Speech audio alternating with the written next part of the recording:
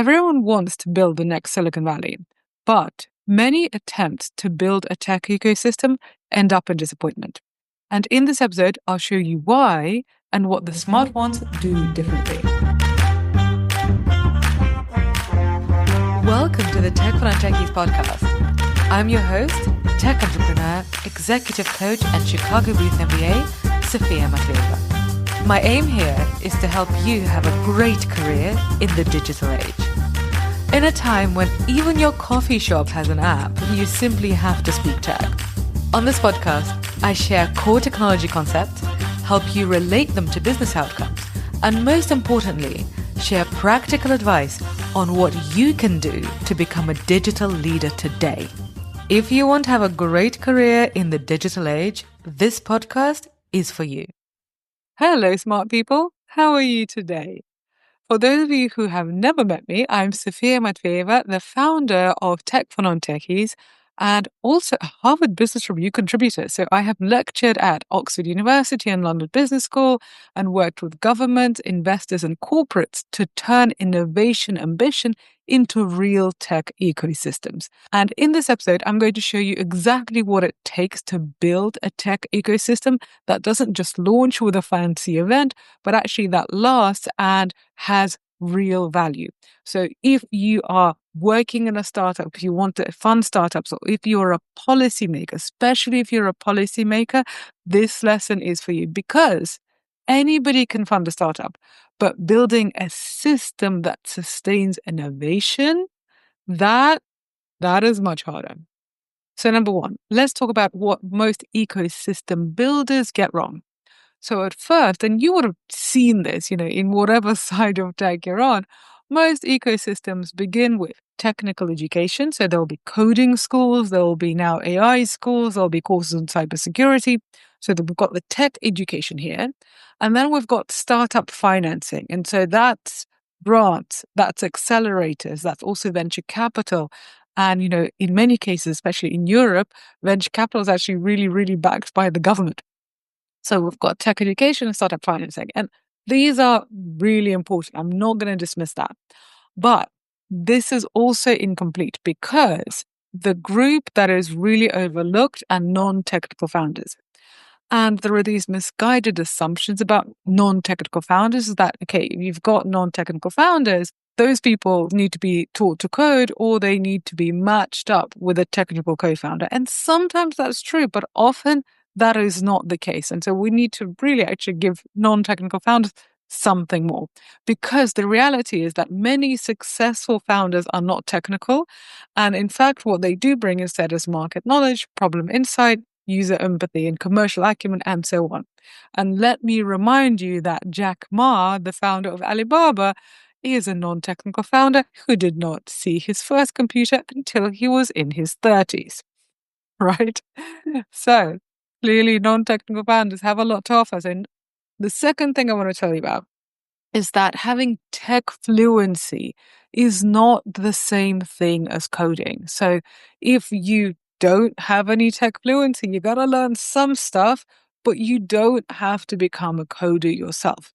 Non-technical founders, non-technical innovators, if you're in a corporate, you don't need to become an engineer. But you do need to understand product strategy. Like, what is product management? Do you know? You need to understand what user experience designers do. So you need to know UX fundamentals. You need to know how to use AI tools to create a prototype and test your assumptions. You also need to know that, that actually happens. And you need to be able to do rapid testing because essentially all of these skills that I've just outlined, and if you're interested in learning these skills, the YouTube channel and the podcast have lots and lots of free lessons on these specific skills. So if you get these skills, then you can move towards creating your test products much, much faster. So you can create and test your assumptions much, much more quickly. And then that will bring you to market much more quickly. So the thing is, this my third point here is that what I've just talked to you about is education for founders. And I've also talked to you about what tech ecosystem builders get wrong, where they basically miss non-technical founders. It's very founder focused. But the thing is, to build an enduring tech ecosystem, it's not just about founders. You need to have people who are going to support the ecosystem. So you need investors, you need lawyers, you need regulators, you need auditors. So you basically need professional services and you need regulators. And in my experience, when you have professional services, so let's say lawyers and accountants, if they don't understand tech and they are in the tech ecosystem, they are going to be a hindrance. So they're going to make things worse as opposed to making things better.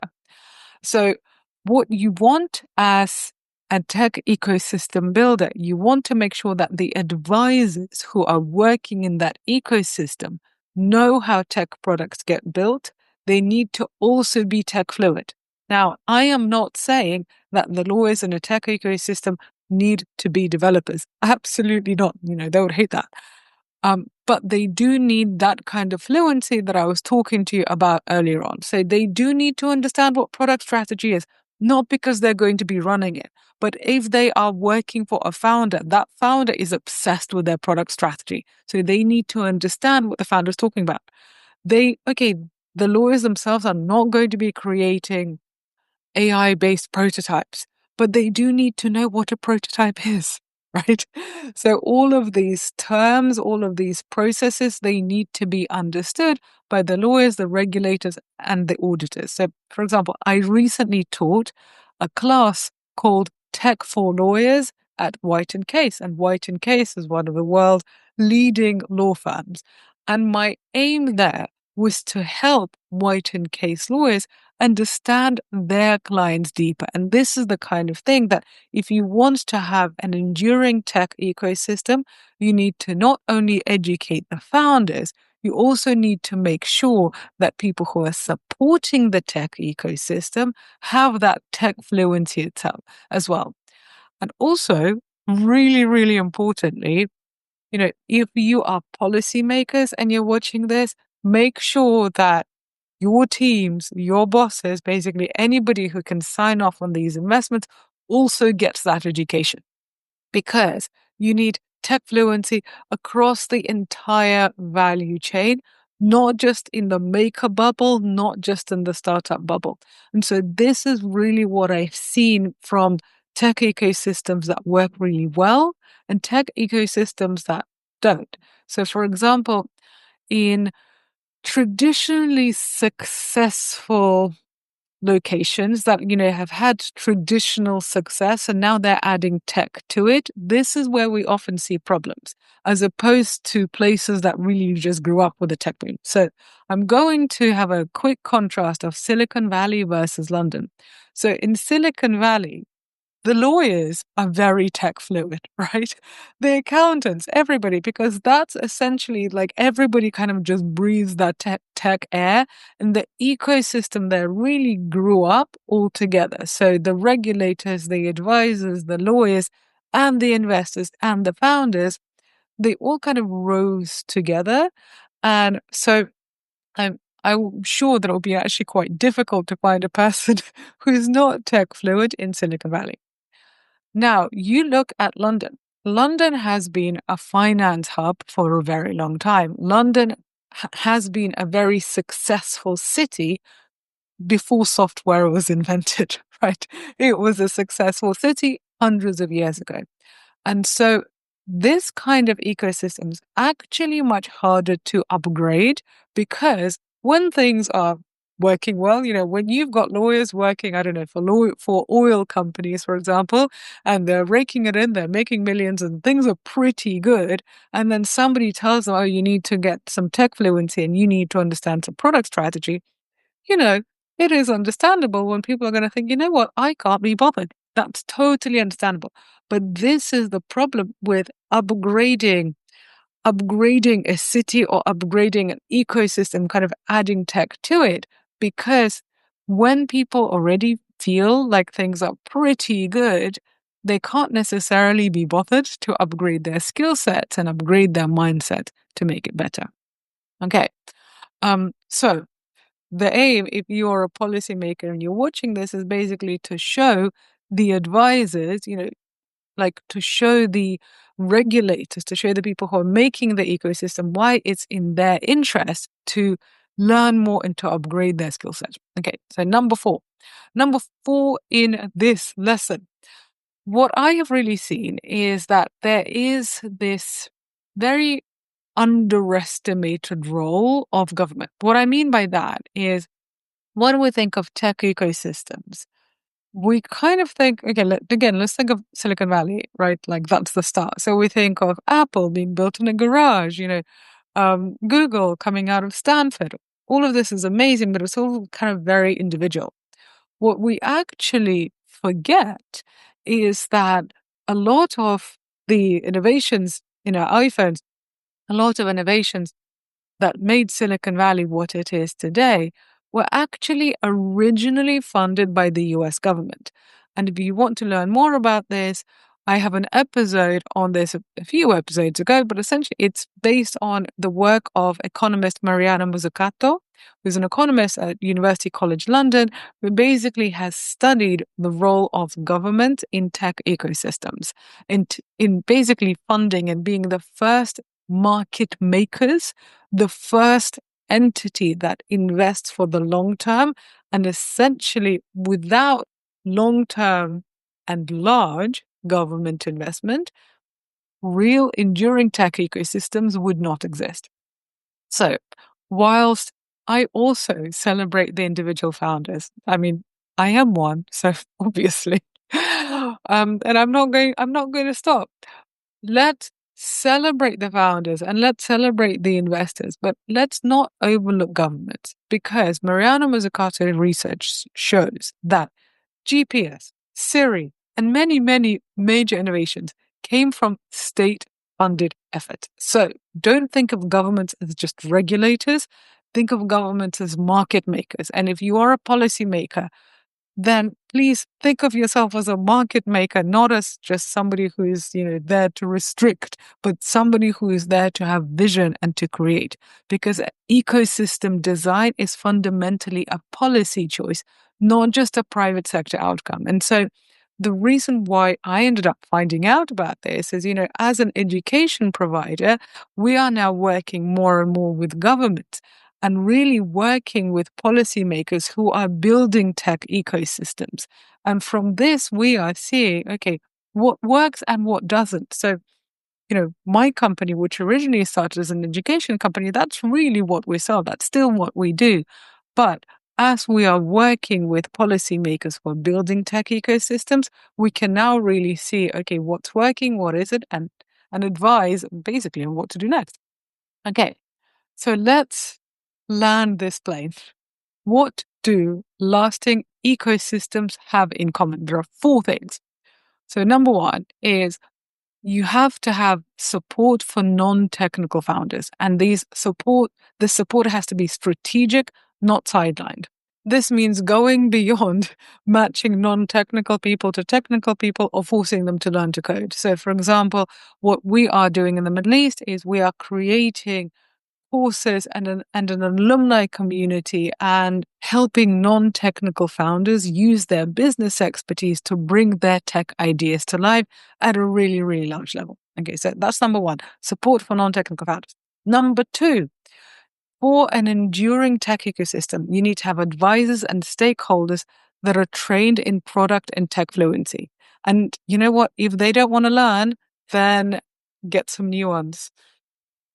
Honestly, if you have policymakers or if you have advisors that are basically like, oh no, we are really good at doing what we do. We don't need to learn about how products are made. We don't need to understand how does AI use data. If they don't want to learn, then they should not be working on a tech ecosystem. Okay. Number three. When a tech ecosystem has government investment and that government investment goes into funding programs or it funds grants or it funds venture capital, what does not work is just giving out money and hoping for the best. But another thing that really doesn't work is when you just have, when basically governments are deciding what ventures to fund. That also doesn't work. So instead, what we've seen is when programs or grants, when they measure deliverable outcomes, so not just participation statistics. So, for example, how many founders made a minimum viable product as a result of this program, or how many startups got their first customer as a result of this grant, or how many female founders managed to bring a product to market and get to a certain level of revenue.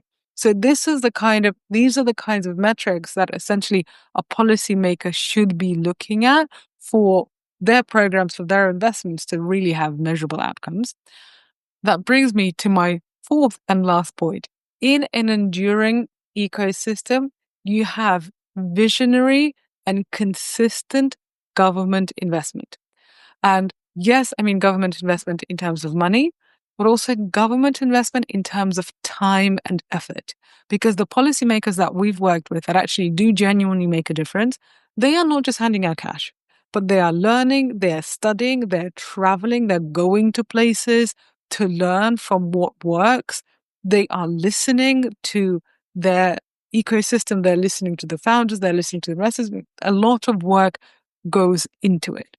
And so governments, policymakers that actually have vision and essentially have the mandate to create something really strategic and long term, those are the people that create tech ecosystems that last.